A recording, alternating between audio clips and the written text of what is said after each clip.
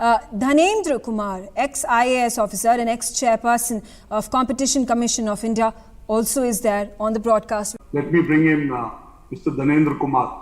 Mr. Dhanendra Kumar is the former chairman of the Competition Commission of India. He's a bureaucrat. He's still very active.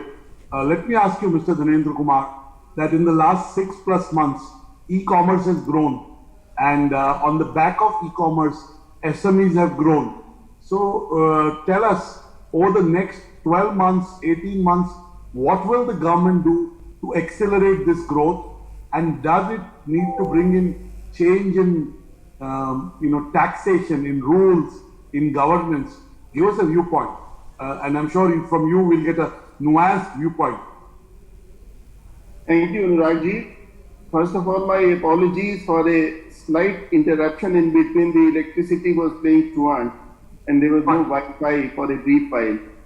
Anyway, as far as the role of e-commerce in the pandemic before and after is concerned, I think pandemic has brought to the fore the prominent role of e-commerce, online, all transactions. In fact, technology has been the savior. Under the lockdown, when people were not able to move out for getting their stuff, their services, their provisions, their goods, everything, online services was the only medium which came to the rescue of the people. Initially, there were a lot of restrictions because delivery could be organized. Gradually, things fell into place, and now in most places, the services through e-commerce have come back to the same level, pre-COVID level. Coming back to your question about the taxation and other problems which the e-commerce players, platforms, and the participants are paying, very good question. Actually, in February 2020, when the finance bill was presented, in that bill, there were two provisions which were inserted. One was 194O, the other was 206C1H. In the provision of 194O, it was stipulated that the e-commerce platforms, the operators, they would deduct 1% of the total, not the profit or anything, 1% of the total amount, the turnover, before paying it to the participant. So suppose I am selling this good on a particular platform, let's say Flipkart or whatever it is, then if I sell it for 60,000 rupees, then I have to deduct 1% of that, which includes the total of, let's say, includes GST and everything, all the taxation included. And this was the TDS. So this was 194O. In a way, it was tax on tax. And as you know, that most of the participants, the traders who are participating through the platform, they operate on a very thin margin. In the competitive market, the margin is in single digits. So this 1% initially, it was causing a lot of problems during the pandemic, and the cash flow was very badly impacted.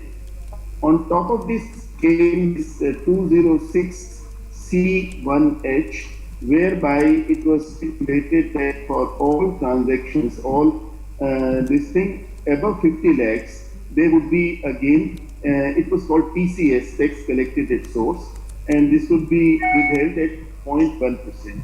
Now, the point is this, that the cash, on one hand, the government was trying to provide them relief. Let's say the 3 lakh crore, 3 trillion rupees was given out, supposed to be given out through the banking system. But in most cases, and particularly in the MSME sector, the micro, small, medium, the micro one particularly, many of them may not be benefiting from the banking sector, and they are operating on very thin margins, and they would be able to benefit from the 3 lakh crores, the relief which the government provided them. So if their cash flow was impacted right in the beginning in this manner, many of them were struggling to survive. So this pandemic brought to the fore the problems of this sector in a way that on one hand, the government was trying to provide them relief, keeping them afloat. On the other hand, some of these provisions which were made out before the pandemic brought out. This was announced in February. The request of the sector and the request of the chartered accountant, number of associations, the FICCI and all the traders, everyone, is that let this be not worked out on, this is applicable from 1st of October. So let the government not operate this provision or suspend it, operate it after a few years. Let this pandemic pass. This pandemic is going to stay for at least several months hence. It's not going to be over soon. And if we want the sector to survive, we have to give them relief. So let us suspend this for a couple You're of essentially saying let's, for time being, do away with this 1% Yes, cess. exactly. I will not use it as a tax, it's a tax on a tax. So I explain the cess for at least 18 to 24 months, maybe Right. 3 years, Right. and then we can revisit it, depending that- on how the economy is doing and how these players are doing and how their balance sheets are. Because they are, not only it's about they're surviving, they're also providing a very essential service, whether we have to order food or to order essentials. The e-commerce players have not just been enterprises for business, they have been enterprises for social good in some way. Lord, like Mr. Dhanendra Kumar, this government is a very progressive government. It is a very responsive government. It does take inputs from all stakeholders and incorporate.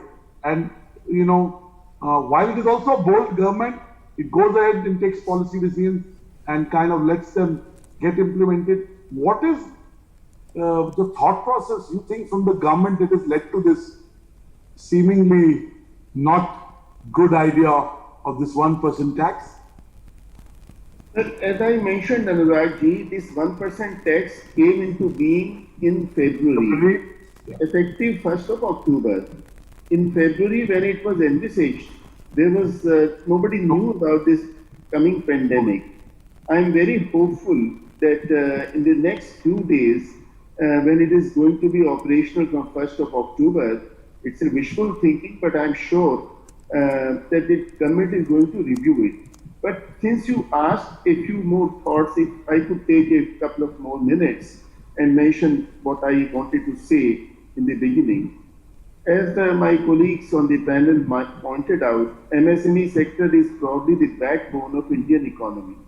It accounts for 30% of the GDP and almost 45% to 50% of the total exports.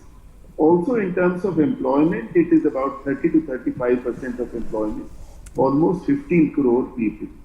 And now when the government has passed these 3 agricultural bills, I'm sure in the agriculture sector it's going to play a very, very important role, the e-commerce in particular and the online trading and stuff like this.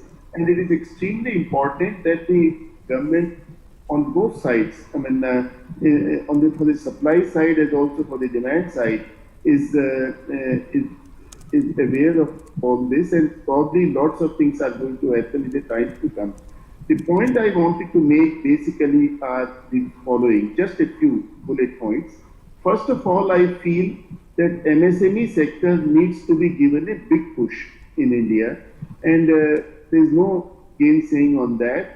And for that purpose, it is important that the ease of doing business metrics, which we are talking about for the country as a whole, and I have been in the World Bank and a great fighter for India's ranking to be upgraded to improve in the World Bank's ease of doing business. Now that's for the overall ease of doing business for the country as a whole.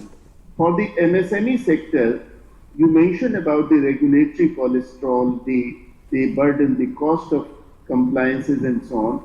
I think we need to evolve a separate set of indices which would judge how much is the regulatory cholesterol which this sector and segment-wise has to face. And since most of the matters fall within the state's purview, probably it has to be divided state-wise and could even be segment-wise. So having said this, then there would be a number of other things which one could look at. The taxation is one part, but there are a number of issues. For example, there is this provision that you have to declare the country of origin. Very well thought of. We all know why it is, and we are all nationalists. But in these times, everything is not manufactured in one country. There are components, and in a cell phone, for example, there are so many components in automobile. Everything you can't say this is manufactured here or there. How do you declare that this is manufactured there? So in a number of regulations, one has to take a pragmatic view. We are also talking about the startups, and Ramesh mentioned about it. We are very keen. Right now, we have 31 unicorns. We want the number. These days, these are called proficons, profitable unicorns. Yes, we want the number to go up at least twice, if not more, in the next couple of years. There was a mention about e-commerce generally designed for the large companies. With due respect, I don't agree with it. If you look at what happened in China, the growth of Alibaba's and JD.coms and others, it was all based on small and medium enterprises. And for a country like India, it's just a channel of distribution, just a channel of marketing. When you have so many MSMEs in India, the channel of distribution has to, you are basically linking the demand and supply through e-commerce. It has to be designed accordingly. And I completely agree with Ramesh that it has to cover both goods and services. Services are equally important, and he gave a number of examples, the airlines, for example, and many others. The travel services domain. We have to design our e-commerce architecture suiting to the conditions of Indian economy, on the supply side and on the demand side. The goods and the services, and now agriculture is going to be one of the big segments which is going to be served. Because there are one market, the Prime Minister's dream of farm to fork can be enabled through e-commerce, and hence we need to support that. Mr. Dhanendra Kumar, quick comment, final comment before I get Ramesh. I feel, since you asked full bloom, I would take about 18 months, unless the demand comes to that level, which would depend on a number of factors, which would depend on employment, which would depend on various segments, the growth. Government spending possibly. Government spends usually on infrastructure. Spending, and also the global indicators. In many ways, our economy is also linked to the global economy. So altogether, and also when the vaccine is likely to come, although there are a number of positive signs, and Bill Gates also mentioned about early next year, but one can say the middle of next year. So I would possibly say that by the end of 2021, things would possibly come to the level. Thank you, Mr. Kumar.